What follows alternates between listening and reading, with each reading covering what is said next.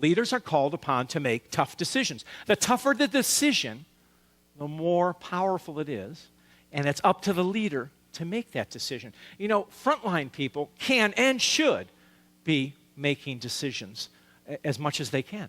Okay, you want to do that. If the leader's doing all of the work, making all of the decisions, then nothing's being done. You don't move forward. Right? So you got to. But the leader stands at the top. Now, Jeff Immelt, the CEO of General Electric, has quantified this in his own way, and he said, "My job as a CEO is to make between 12 and 17 decisions a year. If I make less than that, it's an asylum. If I make more than that, I drive good people away." In other words, what he's trying to do, and whether those numbers hold up, I don't know, but he's saying that the big decisions are mine, but I want my people, my senior leaders, and all the way down in the different levels at General Electric, to be making their own decisions. So it's a good way of thinking about what it is I need to do. And often leaders have to make the tough decisions. It's not between right and wrong. It's usually not about the ethics of something. Those are pretty straightforward, at least we hope they are. It's between the hard right, the two rights. And what course of action? Do we buy this company? Do we develop it ourselves? Do we implement this process? Do we go in a different direction? And more importantly, on a people equation, I've got two talented individuals. Whom do I promote?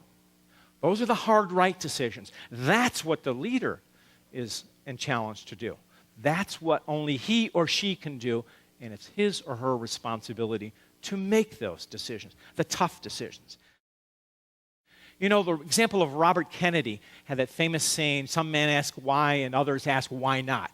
And the word why is such a powerful, powerful word to gain information. But the trick is you ask from a position of wanting to know something, not as a prosecuting attorney. Why were you there on the evening of November 23rd? And what were you doing there? That's not going to encourage nice, friendly dialogue. It's more like, what if or why do we do this? Challenge assumptions. And it's not just why, the words you ask, but what can we do? How can we do it? And most powerfully, what can I do to help the organization? You know, there was a senior executive at Borders, who's no longer there, and that she used to go out and shop the stores. And she always introduced herself and spent time with the store managers and the assistant managers. Why? Because they knew their customers better than anyone else. But she would also say, what can I do for you? And when you say that as a senior leader in your position, that's such a gift. That opens the door to conversation. And that's the way you engender support for you. You got to radiate confidence. You know, times are tough. You got to be the person. You have to be the point person. You have to be behind your team, not with a happy talk all the time. It can be cheerful at times. You got to sometimes be a cheerleader. You know, Bo Schembucker, a great coach here, used to say that the time to kick a team, as was the word he used, was knock them down a peg, is what Bo meant, was after a win. You buck them up when they're down. That's when you do it. And that's what you need to do. Buck them up. Be there for your people. That's essential to leadership. I'm going to talk a little bit about motivation. And when we hear the topic of motivation, I know some of you are thinking, oh, wow, he's going to talk about how he climbed Mount Everest backwards. Or how maybe I walked across the Gobi Desert blindfolded. All right? Or swimming the English Channel with one arm tied behind my back. Well, first of all, I did none of those things. And I'm not going to talk about that. Motivation is not something that comes from a speaker, but I promise he won't tell anybody that. It comes from inside of us. So think about what motivates you. What gets you up in the morning? And we're going to talk about some things, but I want you to think about that question. What excites me? What gets me up? What gets me going to class? What gets me out there? What makes me want to make a positive difference in this world? All right? That's what motivation is. Creativity, trying to tell you something. I believe that all of us have a sense of creativeness. Now, we all think, well, the artists are creative. Yes, musicians are creative. You know what? Scientists are creative, too. Environmental scientists are creative. Forensic scientists need to be creative. All right? And I did a little Maybe some of you know Frank Capra is a famous Hollywood director. He did legendary movies like Happened One Night, Mr. Smith Goes to Washington. It's a Wonderful Life. What I didn't know about Frank Capra was that his first job, he was an Italian immigrant, grew up in Southern California. He went to the Throop Institute, which is today Caltech. His first job, he was a chemical engineer. And he went into the Army and served in the First World War in munitions and came out and said, I really don't want to be a chemical engineer. Got a job in Hollywood as a prop master, all right? And then got an opportunity to write and to direct and became a great director. So I think a hunch is creativity trying to tell you something about his own life. I want to do something differently. And it's a good example because when he was a young man your age, he wanted to be a chemical engineer. Became one of the greatest Hollywood directors of all time. Totally different career change. He was redefining his purpose. Now, there's a wonderful quote from one of Indiana's greatest and proudest. They called him the Indiana Rubber Man, John Wooden. Came across a quote that I have used. My daughter even found it, and she used it in her planner. She's a university student, and I hadn't given it to her, so I was quite proud that it resonated with her. Do not let what you cannot do interfere with what you can do.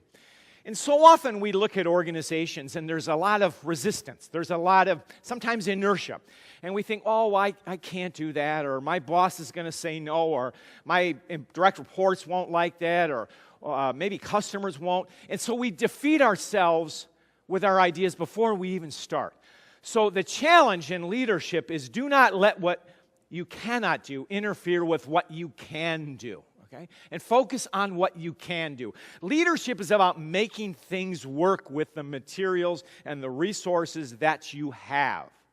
And that's very critical. And I think all of you in the healthcare world know that. You know how to make things work. If all the pieces don't fall together, you can take care of patients. You know how to do it. So this is that kind of attitude that I'm asking you to adopt from a leadership perspective. What can I do for my team? So don't let what you cannot do interfere with what you can do. I can be a better communicator. I can be a better supervisor. I can be a better motivator. I can do those things. Why? Because I am in control of that. But it's something to reflect on. And it's a 6-word memoir. And the story behind this is that it was... Ernest Hemingway was once challenged, so could you tell a story in 6 words? Now, some writers might have flinched from that, but not Papa. So next day he came back, so the story goes, for sale, baby shoes, never worn. For sale, baby shoes, never worn. Little tells you a story right there, 6 words. Okay? And so, what does that mean to us? So Smith College, through their alumni network, said maybe we could ask our alumni and anybody to come up with their own 6-word memoir. What works best for some reason is the rhythm of the words are couplets, 2 words, 2 words, 2 words, triple couplets. So that prosaic example that came out, born poor, worked hard, died rich.